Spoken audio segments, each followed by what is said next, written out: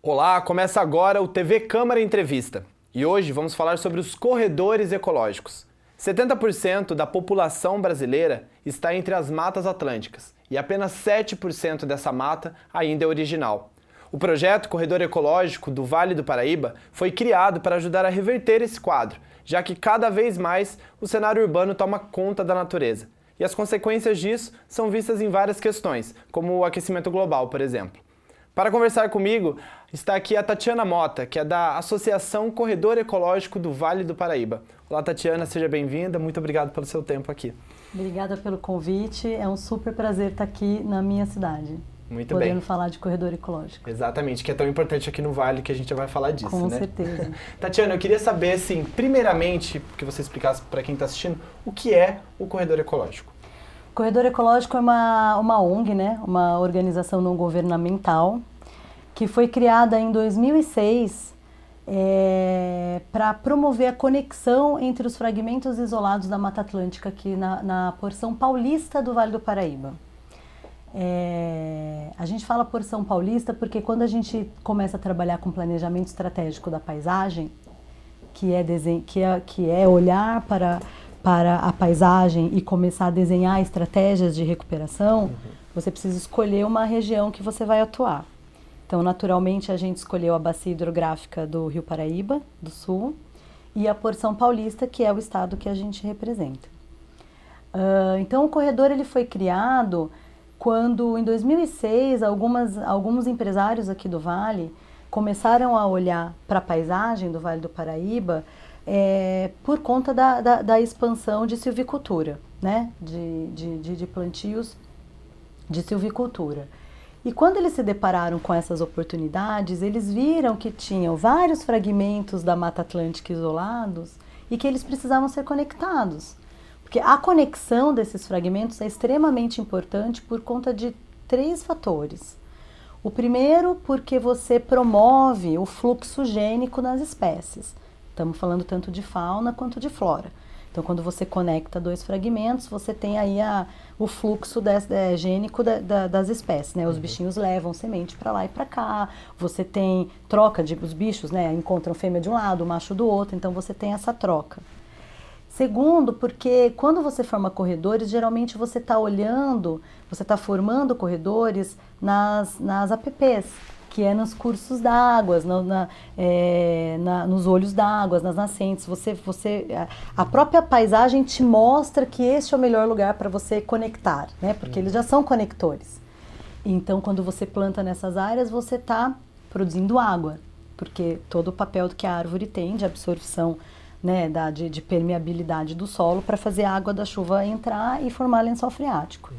E o terceiro ponto, porque você está falando como você mesmo disse, de melhorar a qualidade de vida. Você tendo floresta, você diminui o aquecimento, né, daquele microclima.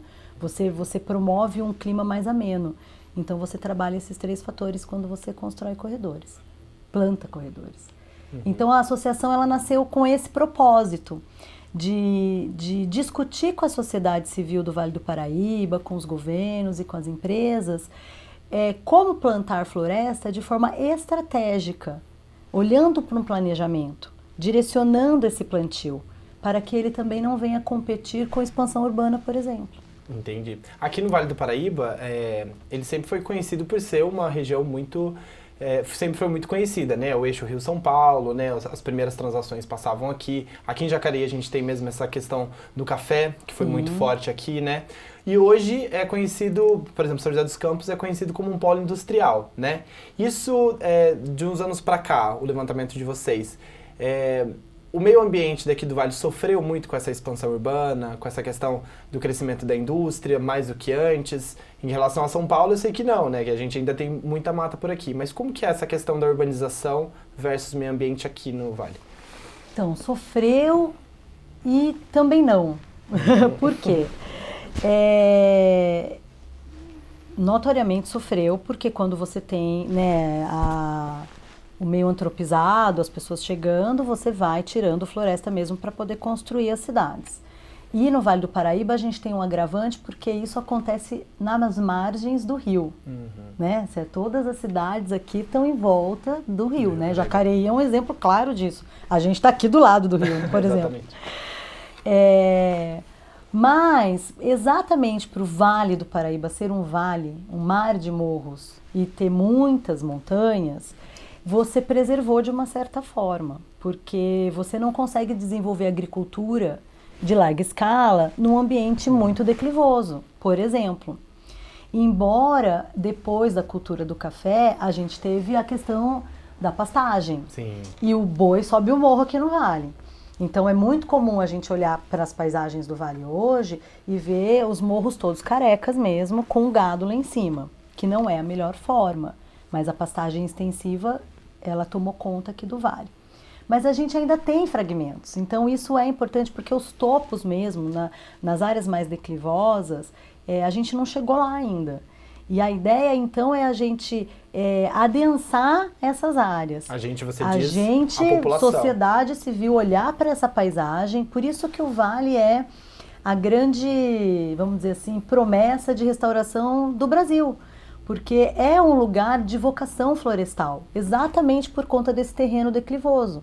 É muito mais economicamente viável, porque floresta hoje tem fins econômicos também, e não estou falando de silvicultura, estou falando de floresta nativa, você plantar floresta do que você desenvolver uma outra economia aqui.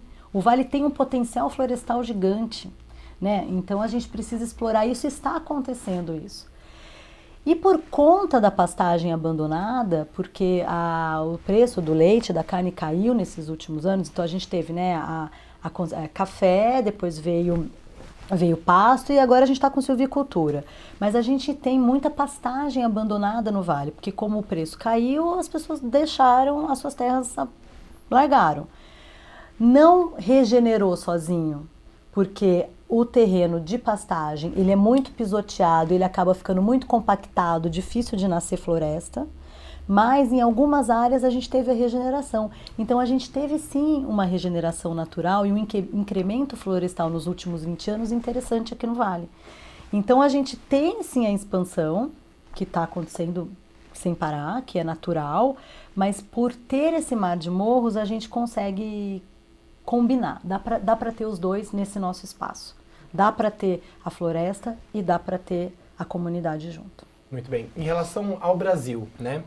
Como que funcionam os corredores ecológicos aqui no Vale do Paraíba? Como que está o Vale do Paraíba em relação ao Brasil em toda essa questão do meio ambiente? Então, por conta dessa vocação florestal que o Vale apresenta, o Vale vamos dizer assim, que ele virou a bola da vez para uma das áreas mais interessantes para o Brasil cumprir a sua meta de 12 milhões de hectares de florestas recuperadas até 2030, que é a meta da COP de Paris, que o Brasil assinou esse tratado internacional. O estado de São Paulo também veio com a sua meta, né, de cumprimento de restauração. Então, e o Vale é a grande bola da vez por conta deste terreno, que propicia a formação de floresta. O grande desafio agora, então assim, o Vale está atraindo investimentos nacionais e internacionais para que essa meta aconteça. Não toda ela, né, os 12 milhões, porque a gente tem a Amazônia e a gente também não pode ignorar esse fato. Tem o Cerrado também, Pantanal, enfim. A gente tem que olhar para todos os biomas e equalizar isso. Inclusive no Amazonas, acho que são 3 corredores ecológicos feitos já, sim, né? Sim, lá é mais fácil por conta da planície, né? Você consegue fazer, mas também é mais difícil porque você tem que brigar muito com o agronegócio. Sim. Então você tem que ficar com essa briga. A gente vai chegar já nesse agronegócio. Mas a questão é que o Vale é a grande bola da vez, está atraindo muitos investimentos para cá. E o desafio que a gente tem agora é trabalhar a mobilização dos produtores rurais para que eles entendam a importância de trazer a restauração para suas propriedades, porque a gente está falando de um vale aí que mais de 80% são de pequenos produtores rurais, né? O vale está dividido em pequenas propriedades rurais. Mostrar para eles a importância de trocar esse pasto por floresta e mais, ganhar dinheiro com esta floresta, ter uma renda a partir da floresta em pé. Porque daí a gente naturalmente acaba com o desmatamento a partir do momento que a sociedade entende que essa floresta é importante por conta da da qualidade de vida, da produção de água e também para gerar renda. Hoje, quais são os maiores desafios que vocês encontram? São a instituição privada, poder público, a população, os produtores rurais? Porque eu acredito que a iniciativa privada foi igual você falou, a gente tem que mostrar muitos números para os empresários e convencê-los de que aquilo vai gerar, né, uma renda para conseguir fazer todo esse processo. Hoje, quais são os maiores desafios para vocês? O maior desafio é a gente trabalhar a sensibilização e a conscientização das pessoas da importância da floresta de pé. E daí a gente está falando de sociedade em geral, da gente, da geração que está vindo aí, escolar, do segundo setor e do primeiro setor também, né? Do governo também entender que dá para ter as duas coisas, porque a gente está vindo aí há muitos anos nessa briga, desenvolvimento, meio ambiente, e dá para ter as duas coisas. O país é o Brasil tem território continental, a gente tem espaço para tudo. A gente só precisa planejar isso. E eu acho que o desafio é você mostrar que esse planejamento é possível, trabalhar a conscientização das pessoas, que é importante a gente se reconectar de novo com o meio ambiente para a gente conseguir voltar a ter qualidade de vida. E principalmente por conta da água, né? A gente está vivendo uma crise hídrica, ela não acabou. A mídia deixou de trazer esse assunto, de abordar, porque politicamente agora não estamos no momento interessante de falar de problemas. Mas a crise está aí, os reservatórios não estão com a sua capacidade toda, né, operando. A gente não está tendo produção de chuva suficiente para enchê-los e a gente precisa urgentemente restaurar as nascentes e os olhos d'água para a gente produzir água. Vale do Paraíba, a gente está falando de mais de 25 mil hectares só de APP degradados, que precisam ser restaurados. E se a gente for num número menorzinho, falando de Jacareí e de São José, a gente tem a bacia do Rio do Peixe, que fica ali em Monteiro Lobato e São Francisco Xavier, que é a bacia que mais abastece a represa do Jaguari, que é foco da transposição, das obras da transposição para a região metropolitana de São Paulo. E ali é uma área extremamente degradada de pastagem, abandonada, e que precisa ser restaurada com urgência para a gente começar a produzir essa água, para conseguir minimamente continuar abastecendo as 15 milhões de pessoas que hoje a nossa bacia abastece, que é 10 milhões região metropolitana do Rio e 5 milhões Vale do Paraíba, e começar a produzir água para a região metropolitana de São Paulo. Então o desafio está em trazer as pessoas para esse problema, as pessoas entenderem essa relação floresta e água, e entenderem a importância de se ter floresta e que dá para equilibrar desenvolvimento com o meio ambiente. Maravilha. Vamos entrar um pouquinho nessa questão da água.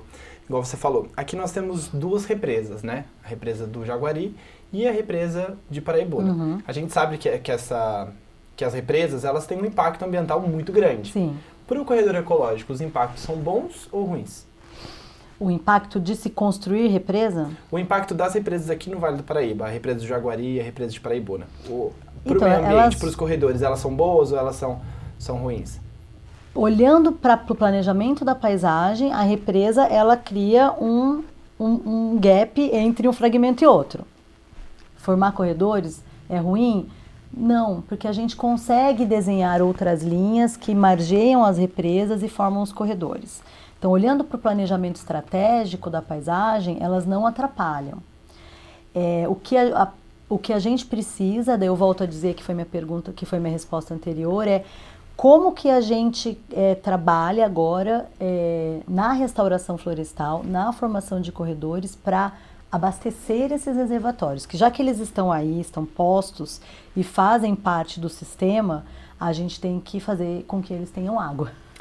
Então a gente precisa, mais uma vez, estrategicamente olhar para isso. Quando a gente faz os corredores, a gente está falando em implantar principalmente nas APPs, principalmente nos olhos d'água e nos mananciais. E daí a gente está falando de plantar árvore para produzir água. E daí a gente está falando de trabalhar em parceria com esses reservatórios. Eles não atrapalham no planejamento da paisagem, pelo contrário, eles nos indicam o que nós deveremos fazer. A natureza mesmo vai indicando vocês, pelo Sim. visto, né? Qual é o melhor caminho. Sim. Maravilha. A gente vai falar um pouco mais sobre essa aplicação de como fazer o corredor ecológico crescer no próximo bloco, tá? O TV Câmara Entrevista de hoje conversa com a Tatiana Mota sobre o meio ambiente e os corredores ecológicos no Vale do Paraíba. Vamos a um breve intervalo, voltamos já.